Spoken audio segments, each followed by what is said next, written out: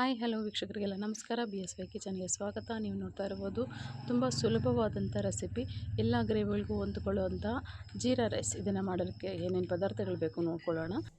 ಅರ್ಧ tea spoon ಮೆಣಸು, 1 tea spoon ಜೀರಿಗೆ, 10ರಿಂದ 12 ಗೋಡಂಬಿ, ರುಚಿಗೆ ತಕ್ಕಷ್ಟು ಉಪ್ಪು, ಅರ್ಧ ನಿಂಬೆಹಣ್ಣು, ಸಣ್ಣದಾಗಿ ಕಟ್ ಮಾಡಿರುವಂಥ ಒಂದು ದೊಡ್ಡ ಸೈಜ್ ಈರುಳ್ಳಿ, 3ರಿಂದ 4 ಹಸಿಮೆಣಸಿನಕಾಯಿ, ಚಕ್ಕೆ, ಲವಂಗ, ಏಲಕ್ಕಿ, ಬಿರಿಯಾನಿ ಎಲೆ. ಎಷ್ಟಿದ್ರೆ ಸಾಕು, ಸಿಂಪಲ್ಲಾಗಿ ನಾವು ಜೀರಾ ರೈಸ್ ಮಾಡ್ಕೋಬೋದು.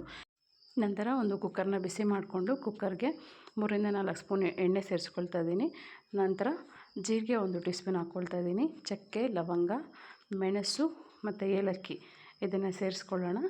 ನಂತರ ಬಿರಿಯಾನಿ ಎಲೆ ಇಟ್ಕೊಂಡಿದ್ನಲ್ಲ, ಆ ಬಿರಿಯಾನಿ ಎಲೆನ ಸಹ ಸೇರಿಸ್ಕೊಳ್ತಾ ಇದ್ದೀನಿ. ಇದು ಒಂದು ಒಳ್ಳೆ ಫ್ಲೇವರ್ ಅಂತ ಕೊಡೋದಂತೂ ಖಂಡಿತ. ಇದನ್ನು ಚೆನ್ನಾಗಿ ಫ್ರೈ ಮಾಡ್ಕೊಂಡಾದಮೇಲೆ ಗೋಡಂಬಿ ಚೂರುಗಳನ್ನ ಸೇರಿಸ್ಕೊಳ್ತಾ ಇದ್ದೀನಿ. ಗೋಡಂಬಿನ ಸ್ವಲ್ಪ ಲೈಟಾಗಿ ಫ್ರೈ ಮಾಡ್ಕೊಳ್ಳೋಣ. ಗೋಡಂಬಿ ಸ್ವಲ್ಪ ಲೈಟಾಗಿ ಫ್ರೈ ಆಗ್ತಾ ಇದ್ದಂಗೆ ಕಟ್ ಮಾಡಿ ಇಟ್ಕೊಂಡಿರೋವಂಥ ಮೆಣಸಿನ್ಕಾಯಿನ ಸೇರಿಸ್ಕೊಳ್ತಾ ಇದ್ದೀನಿ. ಮೆಣಸಿನ್ಕಾಯಿನ ಸೇರಿಸ್ಕೊಂಡು ಒಂದು ಈರುಳ್ಳಿನ ಸಣ್ಣದಾಗಿ ಕಟ್ ಮಾಡಿ ಇಟ್ಕೊಂಡು ಅದನ್ನು ಕೂಡ ಸೇರಿಸ್ಕೊಳ್ತಾ ಇದ್ದೀನಿ. ಈರುಳ್ಳಿ ಆಪ್ಷನಲ್, ನಿಮಗೇನಾದರೂ ಈರುಳ್ಳಿ ಬೇಡ ಅಂದರೆ ಅದನ್ನು ಕೂಡ ಸ್ಕಿಪ್ ಮಾಡ್ಬೋದು. ಸ್ಕಿಪ್ ಮಾಡಿ ಜಸ್ಟ್ ಸಿಂಪಲ್ಲಾಗಿ ನೀವು ಇಷ್ಟ ಪದಾರ್ಥಗಳನ್ನ ಸೇರಿಸಿ ಅಕ್ಕಿನ ಸೇರಿಸ್ಕೋಬೋದು. ಅಕ್ಕಿನ ನಾನಿಲ್ಲಿ ಒಂದು ಅರ್ಧ kg ಅಕ್ಕಿನ 2ರಿಂದ 3 ಸಲ ತೊಳೆದು ಒಂದು ಅರ್ಧ ಗಂಟೆ ನೆನೆಸಿಟ್ಕೊಂಡಿದ್ದೆ. ಈ ಅಕ್ಕಿನ ಚೆನ್ನಾಗಿ ಈಗ ಫ್ರೈ ಮಾಡ್ಕೋಬೇಕಾಗತ್ತೆ. ಈ ರೀತಿ ಫ್ರೈ ಮಾಡೋದ್ರಿಂದ ಜೀರಾದಲ್ಲಿರುವಂಥ ಫ್ಲೇವರ್ ಏನಿದೆ ಅದೆಲ್ಲ ರೈಸ್ಗೆ ಚೆನ್ನಾಗಿ ಹರಡ್ಕೊಳ್ಳುತ್ತೆ.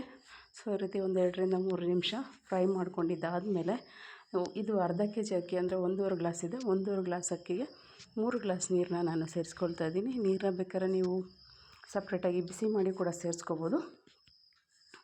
ನೀರನ್ನ ಸೇರಿಸ್ಕೊಂಡಾದ್ಮೇಲೆ ರುಚಿಗೆ ತಕ್ಕಷ್ಟು ಉಪ್ಪು ಕೂಡ ಸೇರಿಸ್ಕೊಳ್ಳೋಣ.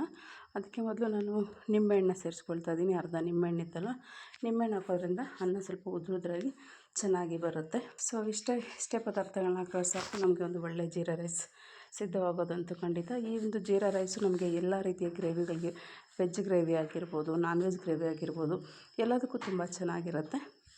ಸೊ ಇದನ್ನು ಈಗ ನಾವು ಲೀಡ್ ಮುಚ್ಚಿಟ್ಟು 3 ವಿಸಿಲ್ ತೊಗೋಬೇಕಾಗತ್ತೆ. 3 ವಿಸಿಲ್ ನಾನೀಗ ತೊಗೊಳ್ತಾ ಇದ್ದೀನಿ. 3 ವಿಸಿಲ್ ಆದಮೇಲೆ ಇದನ್ನು ಓಪನ್ ಮಾಡ್ಕೋಬೇಕು.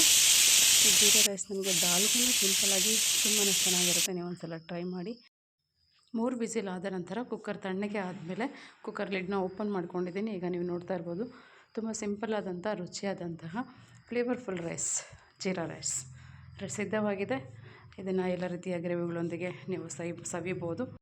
ಸೊ ಇಷ್ಟೇ ವೀಕ್ಷಕರೇ, ಈ ಒಂದು ಸಿಂಪಲ್ ಆದಂಥ ರೆಸಿಪಿ ನಿಮಗೆಲ್ಲ ಇಷ್ಟ ಆಗಿದ್ದರೆ ಒಂದು ಲೈಕ್ ಮಾಡಿ, ಕಮೆಂಟ್ ಮಾಡಿ, ಶೇರ್ ಮಾಡಿ. ನನ್ನ ಚಾನಲ್ನ ಇನ್ನೂ ಸಬ್ಸ್ಕ್ರೈಬ್ ಮಾಡಿಲ್ಲ ಅಂದರೆ ದಯವಿಟ್ಟು ಸಬ್ಸ್ಕ್ರೈಬ್ ಮಾಡಿ. Thanks for watching.